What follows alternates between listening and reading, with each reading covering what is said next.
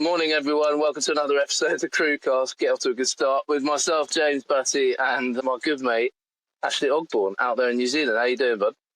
Yeah, very good morning to James. How's things? Ash, obviously for everyone here within sort of Crewcar conversations, you were in the Merchant. You then had a stint in yachting, which I had the pleasure of your company.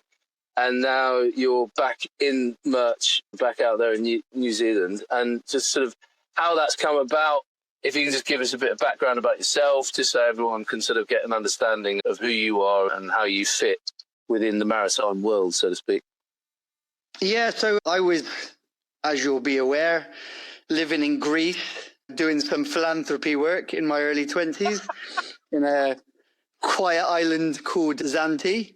I've never heard of Zante. Is that sort of religious island? Is that where it's sort of...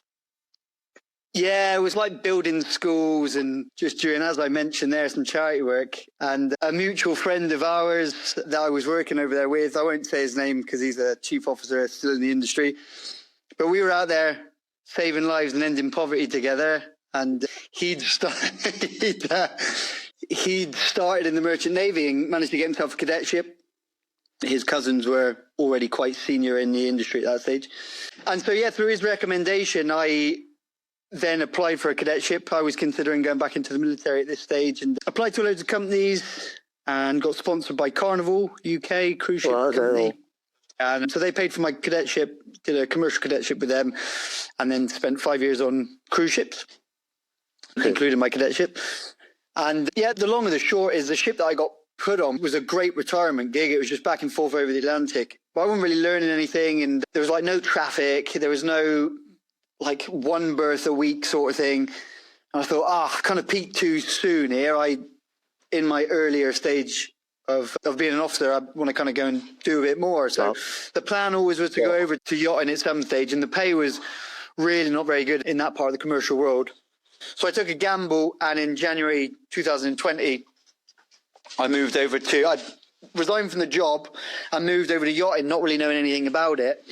Two fundamental mistakes there. One was this small thing came about called COVID at the exact same time. Oh, right, okay. Which never really came to anything in the end, it seems. And the second thing was, as a qualified officer, I didn't need to go and dock walk around on team, which is what I then went to do. So, yeah, I'd made kind of two blunders, really, and ended up in on team, unfurloughed, unemployed, and with the world about to shut down. So... Solid start to the industry. Yeah, a wicked move. Yes, absolutely solid start. Christ. Yeah, so from the beginning, really. But yeah, then I managed to get myself on. No, I got myself onto a little 34-meter boat, I think, for a few months, which was essentially on lockdown itself. And then I think we met shortly after that. And well, we did. That was when I started on Go, I think it was. So about 6 months into me I spent 3 months sitting at home playing Call of Duty and eating cheese sandwiches, and then got sick one day and decided, right, I'm going to go back to France and give it a go. So put my uniform back on, which I'd retained from the cruise ships, with my epaulettes, got an early morning commuter's flight to Nice, got bumped up because I told them that I was out there driving cargo ships, humanitarian work. And then when I landed, that was pretty much it. I was over to. I think that was how it happened. It was some. Maybe I'd gone back over before, and I think you were working on it. You were on a boat in Monaco, I seem to remember, and it was Antoine who was like, "Why don't you give this guy a call?" Because we were looking for a first officer, and I was like, "Yeah," and gave you a ring, and the rest, as they say, is history. And that hence unfolded the friendship and career second, I suppose. But yeah, it was, I think everyone has this kind of weird start at how they end up in yachting. That's why I always kind of refer to yachting a little bit like the Foreign Legion. People just sort of, you're like, how did you end up in yachting? They're like, not really sure, actually. I was here and then I met someone in a bar and then they said I should do this. And then I ended up in this school. And then next thing I know, I was on a boat in, the Maldives with no real understanding of why I'm here. Yeah, I think it's quite a few people. Yeah, I compare it to the French Legion, but more so because it's a conglomerate of weirdos that just don't really fit into normal society. Yeah. Well, there we go. So you came into yachting, like, now that you're out of yachting, like, what were the highs, the lows? What did you like about it? What needs, from your perspective, coming from merch? I mean, obviously you've been in both sides of it, sort of the maritime industry. The merchant side has its pros and cons, as any job. What were, in your perspective, what was the pros and cons of yachting? I mean, there's many, and I think for me, I kind of looked at the yachting industry as just one thing, one entity. Whereas I think what I realised after spending 5.5 years with yachts, and I still intend to go back, so I'll keep it PC. But I think we'll be welcome back anytime. It's always good to have character. That's the thing. It's like someone with your skill set, who was an unbelievable navigator and everything like that, and a great crew member. To be a great crew member for me is so important, because, you know, having all the tickets and all the qualifications is one thing, but being someone that can raise the game and make things exciting for people, and banter, as you know, with me, is key. And it was so nice working with you for exactly that reason, because there was never a dull day.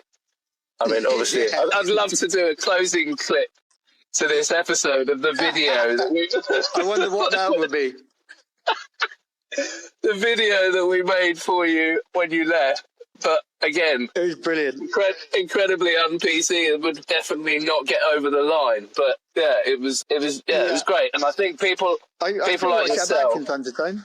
Do you know what I did actually the other day? I was showing one of my crew members. Was like, this is what my old first officer, when he left, this is what we created him, and everyone was just like, legend. And that's the thing, having people like yourself, this is what makes the job.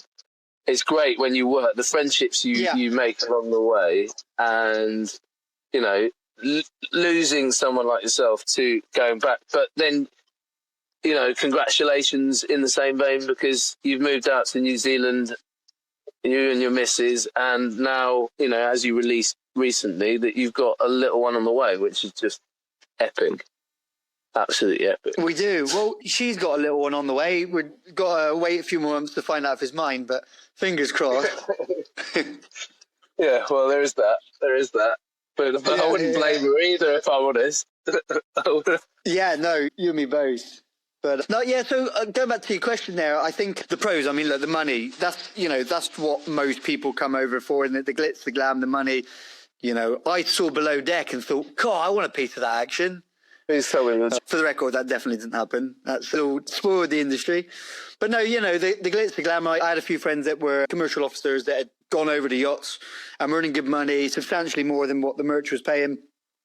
And yeah, like I say, my negligence, really, I'd not done my due diligence in finding out more about the industry. I just didn't really know enough about it. I thought that I had to go to On Tube. I thought I had to go and dock. Well, what was funny is because in the merchant world, decky is deck officer, whereas in yachting, decky is deck hand. So everything that was explained to me about deckies, I took it the value of, oh, that's what deck officers do. So I very quickly realised as I walked around with my little plan of, you know, Gulf Shuan or whichever port I was in, I was like, I've made a massive blunder here. But, where do all the deckies hang out? It's kind of one of those situations where you're like, the officer's mess. It must be around here somewhere, surely. You're in your uniform, in your carnival navigator uniform. It's, classic. Chatting about GZ curves, the deckies there just looking to get their first green job. So, so obviously the major pro is the social, the lifestyle is great. You know, you get on a good boat with a good crew and like absolutely fantastic. And for me, I've always sort of said, you know, less than somewhere between 50 and 60 meters, you get a family vibe. Like we've had it on, you know, 2 separate occasions together now where it's been, you know, nothing short of a family life. And, you know, there's more freedoms, there's more flexibility, there's more ability to, you know, make your day-to-day more comfortable, and it doesn't feel like such a robotic operation. And you know, and then but the detriment to that is you often don't get the rotation, which is what, you know, a lot of us, especially the ones that have been in and are here for a career, everybody wants to go home to their family. You know, there's, you know, there's just balance. Very few people. everyone needs balance. And, this is what I'm really trying to push, is that idea of balance. Because at the moment, we just don't have it. And like you said, particularly the kind of 40 to 55 size, there is no balance really, because it's very rare that you get rotation. And if you do get rotation, the money isn't as good, and therefore it's difficult to balance your family life. So then do you pick, is it money over family? And then to try and make that decision is again cutthroat, because you risk losing your family life and your marriage, everything of that side breaks down because you're away so much. But then if you're not away so much, people try and say, well, you can't make as much money, and therefore it's a real juggling act. And it's something which I've juggled with massively over the years. And luckily managed to sort of just about salvage it with 4 kids. I know you've got one on the way, but it's something you want the best future you can possibly provide for, your missus and your kids.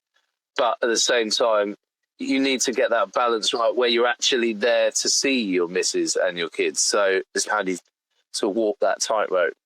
Yeah. But I think it's my dream. The home. Sorry, I'm talking over you. Go for it. That's right. There's a bit of lag my end, I think, being the other side of the road. But I think as you go up in size, obviously, you'll often get those jobs which offer in rotation, but then you often lose out in other areas. So it's trying to find, it's like I try to explain to everybody, every ship, every operation is, often very different as much as they're very much the same, from the little intricacies that change here and there to the guests, to the expectations, to, whatever else, the itinerary and all the rest of it. And we've often spoke about trying to find those unicorn gigs that range on all types of vessels, but just offering that balance, like you say there, which gives you the time off, but also the money and the lifestyle. And it's a difficult one to try and find. And I think it's very easy. I definitely found myself constantly trying to chase, a friend of mine's on this gig and it pays this and it offers this and it does that. And then you get to that milestone and you're like, but I've got a mate that's being paid this and he's got this and he's got that. And then you get to that milestone. It's like a constant, ladder of trying to raise your standards, trying to better yourself, but at the same time wanting more and wanting to push everything further. And it's like the grass isn't always greener, and knowing when to stop and knowing when what is the unicorn gig, I guess? Like, where is it a measurable metric, or is it just something that's always going to be just out of reach? And is it going to be, just your mate's gig and not your gig? Was kind of where I got to, I think.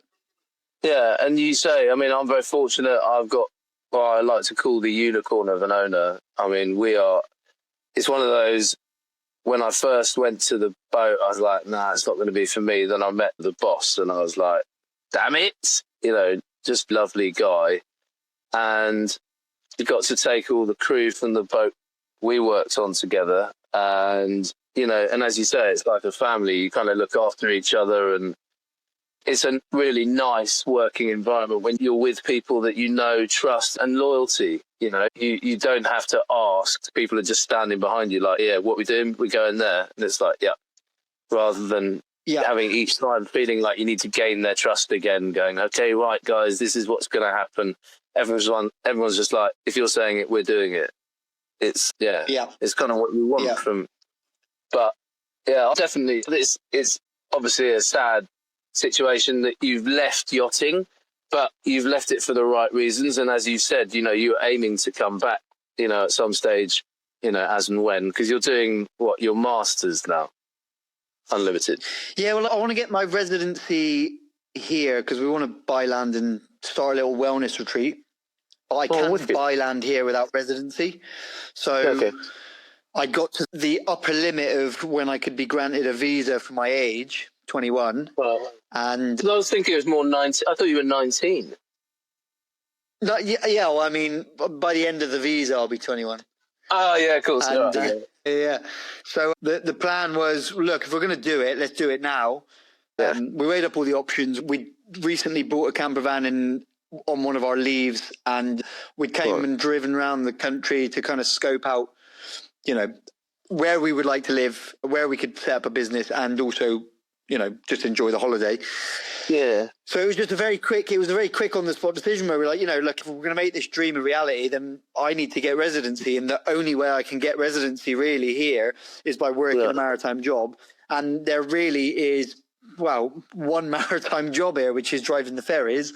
So, or being a pilot, which obviously, you can't walk into. So, was it difficult to get the job? Like, is it tricky to get the ability to work, because you obviously have to have something? Is the maritime seen as a profession that New Zealand's looking out for? Because I know when many years ago I used to date, I had a fiance from New Zealand, and it was everyone owned. I think 1 in 3 people in New Zealand own a boat. So I mean, it's a large maritime world out in New Zealand. But I mean, a job's easy to come by? Was it difficult for you to kind of go from yachting again back into merch?